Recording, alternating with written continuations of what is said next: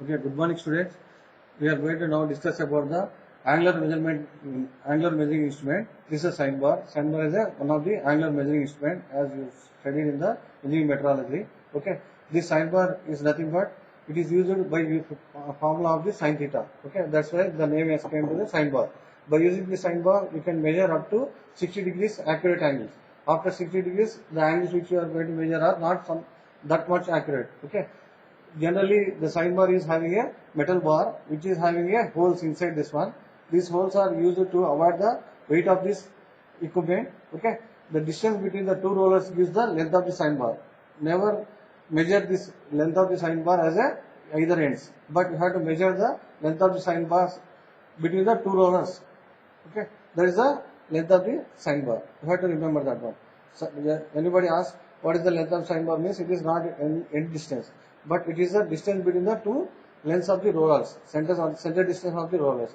It using the principle of sine theta. Okay, by using the help of the dial indicator with the slip gauges, we can measure the angles of these small components and big components and everything. Okay. Now we are going to discuss about the how to measure the using of the sine bar, the component angle. Okay, just to see this one. By using the slip gauges, we are going to keep this one. You have to until make sure that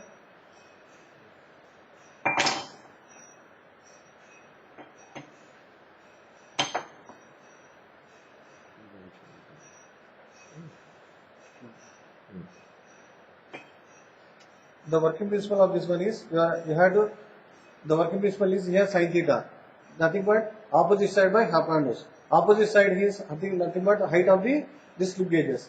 Then hypotenuse is nothing but the distance between the two rollers.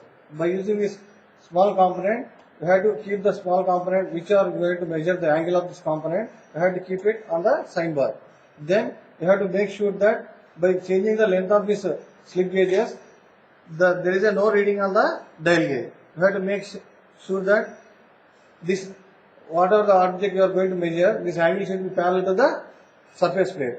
Until that, you have to increase the length of the slip gauges. Okay, like that you are going to measure the angle of the component by using the sine theta value. Sine theta is nothing but opposite side by hypotenuse. Opposite side is nothing but height of the slip gauges, and the distance between the two rollers is the hypotenuse. Like that, sine theta equal to opposite side by this one.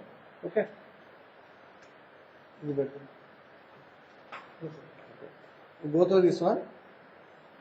How to get the reading of the sine bar. Dial here. Surface current is better.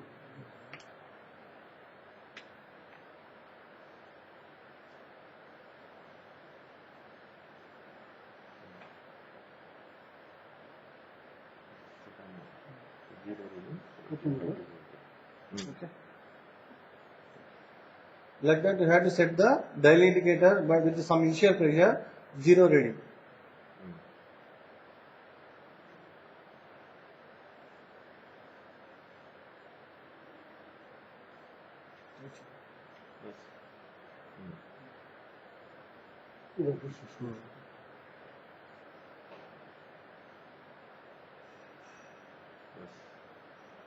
Like that, you have to make sure that the reading on the dial indicator should be 0. Then you have to rotate the dial indicator on the workpiece, so that if there is no reading means the component object is parallel to the surface plate.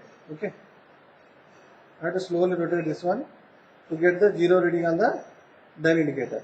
Okay, like that we are going to measure. Now we are going to get the sine theta is nothing but opposite side, that is opposite side height is nothing but the length of the slip gauges. The length of the slip gauges is on this one is 60 mm and this is the 10 mm. 70 mm is the length of the slip gauges. That is the opposite side. And the hypotenuse is nothing but here it is indicated by the value on the sine bar itself, 200 mm. Okay, sine theta equal to opposite side by hypotenuse. That is 70 mm divided by 200 mm. Then inverse of sine theta will get the theta value. Like that we are going to measure the angle of this component by using this sine bar. Okay, thank you.